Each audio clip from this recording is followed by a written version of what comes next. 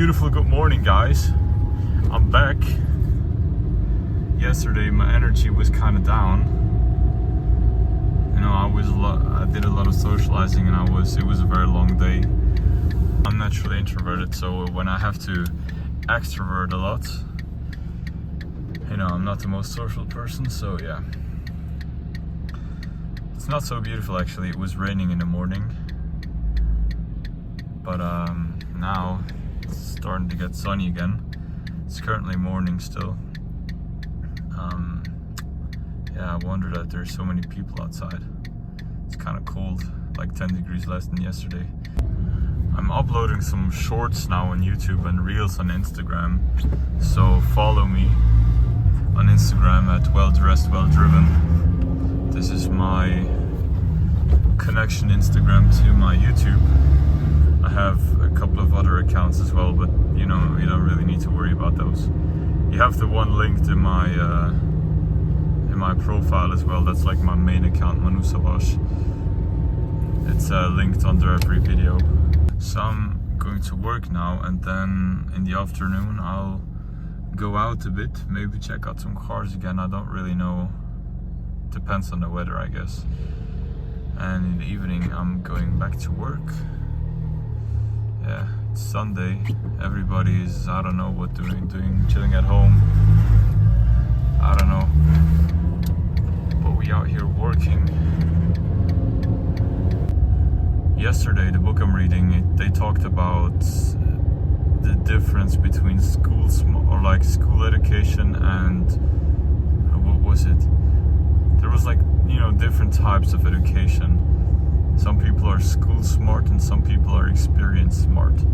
So some people have a lot of school IQ and some people have experience IQ. And you know, these two groups, they vastly differ in terms of how they approach problems and what they do. Because you have to think about some people, you know, they go to school, they go to uni, they start working at 30 or something, and like, yeah, they have all these degrees, but they have barely any real life experience. And what I've noticed is that, you know, what I've learned in school, most of it is not applicable to real life, you know, and a lot of things that you have to know for real life, like how to not compare yourself, how to study, how to have a good work ethic, how to do taxes, all these things that are actually important for life, they don't teach you in school. And I was kind of frustrated. Even the apprenticeship I did, which was in the finance industry, you know, it was kind of like they didn't really teach us stuff that helps in real life. And you know, and there's other people from like countries, you know, where maybe they have started their own business at like 17 years old and they never went to school or they dropped out, and what they have is not school IQ, but they have experience IQ. All they know from experience. And I think it's kind of funny. Well, I learned to only listen to people's advice from people who are where I want to be. And I think that's a mistake we're all growing up with, just, you know, listening to our parents or listening to our teachers. But like, ask yourself, you know, ask your teacher, how many of your teachers actually have real life experience? You know, like university, you talk to your what is it called, your docent, I don't know the English word, your teacher basically, you know, and they tell you all these theoretical stuff, but do they actually have real life experience, you know? And like sometimes in unis they do, but in regular school they don't. They're just, you know, they went to uni, they studied their PhD, they studied their they went to what is it called, whatever, you know, they studied to become a teacher.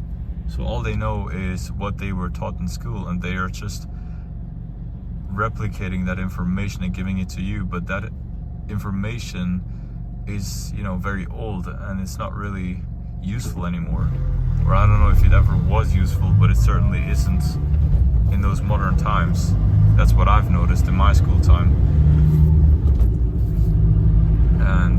I also think, it's a topic of debate whether or not we should talk about First and Second World War. Like, I think having basic knowledge about these things is certainly important to also see, history always repeats itself, and right now history is about to repeat itself again. And if you know a bit about history, and not just what they teach you in school, but if you read books like The 48 Laws of Power, for example, with the Medici family, with Machiavelli, all these things, you see that right now this is happening again, what has happened before. And I think it's good to have basic knowledge about it, but then at the same time, what we had to do is know the exact dates where exact dates where certain things happened. And I think down to that detail, you don't have to know it. They're just forcing it into your brain, but you should learn so many more important things. What I realized yesterday, I was exporting the video late at night. I got home from work at 10, 11, and then I immediately edited the vlog and exported it, and it only took about 45 minutes to export. Usually, I'm not kidding you, it takes 10 hours for one vlog to export. Yesterday night it took 45 minutes. I have no idea why. So my theory, it does absolutely not make any sense, but in my theory it has to do with the time, because at 12 at midnight there is not many people online, not many people using their devices. But let's say at 10 in the morning, everybody's on their phone, everybody's on their PC, whatever, doing whatever. And maybe the system is overloaded. But then again, it doesn't really make sense, because based off what I know, exporting a video from an app to your gallery does not require, it's not about it's about the processor. It doesn't need a good Wi-Fi to do that, or a good internet connection or whatever. So I don't know, maybe I'm wrong, maybe I'm right, I have no idea.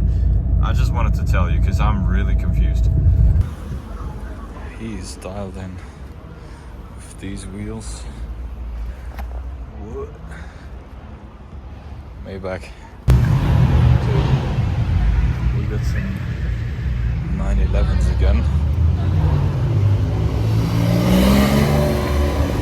Rolls Royce M3. That's the Brera I was talking about. The Alfa Romeo that I wanted to buy as my first car. Not sure if it's a 3.2 liter, but the thing is, it has 4-pipe exhaust and a V6, so I thought it's gonna sound nice, but the car does not sound at all. It has no sound from stock. So that was also a thing that oh, that's nice, that made me not buy it. Oh, we got a Project 8. What? I've seen 2 of those, I think, before. Maybe that exact one, like this one and the blue one in Andermatt. It might be the one I've seen before. That's one of the craziest sounding V8s. It has, I don't know how well you can see, it has a roll cage in it.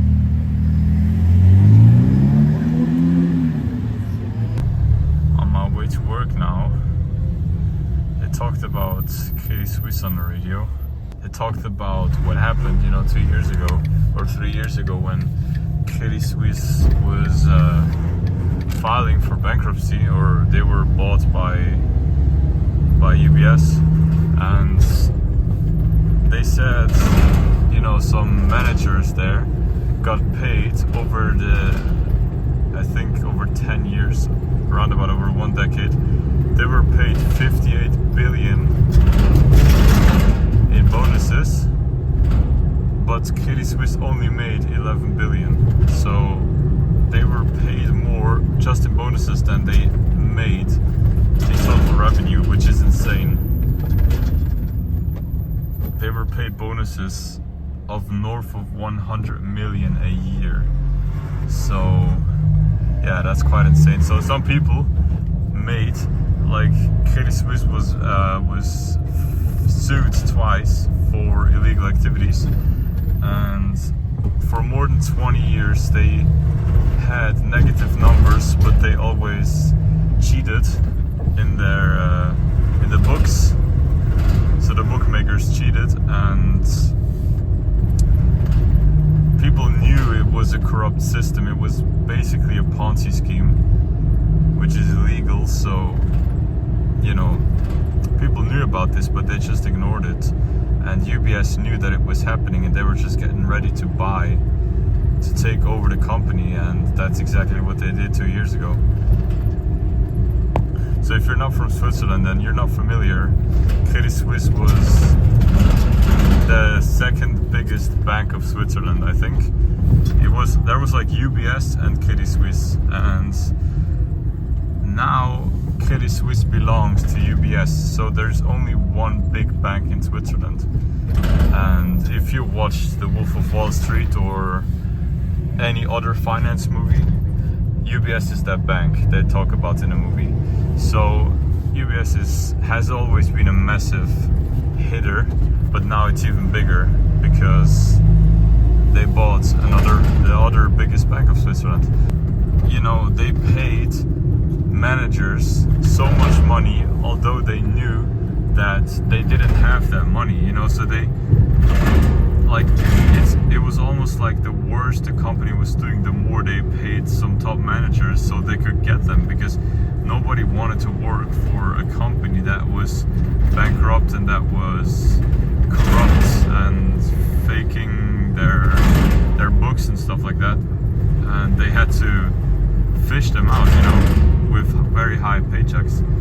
And dude, this car is so loud. What the heck? Can't even hear me. But yeah, it was very interesting. Like, I knew kind of what happened, but now getting all the details was, yeah, I love stories like that. We should learn that stuff in school, because I think it's much more significant to know what's going on in the banking world than knowing what happened 100 years ago in a war, you know. Like, obviously that matters too, it's important, as I said, it's important to know the basics, but I think when one of the biggest banks of Switzerland goes bankrupt, this is certainly of significance for at least everyone who is going to school in Switzerland or who lives in Switzerland, but I think for the world, because Switzerland is such an important space in the finance industry. I mean, yeah, all the people have their money here, so today's another day. I'm not gonna make it to the gym. It's frustrating. I just haven't had time recently. Last couple of days I was literally working from the time I woke up until the time I went to sleep, so there was no time for any sporty activities. Yeah, unfortunate, but I think that's it for this video. Thanks for watching, and I'll see you tomorrow.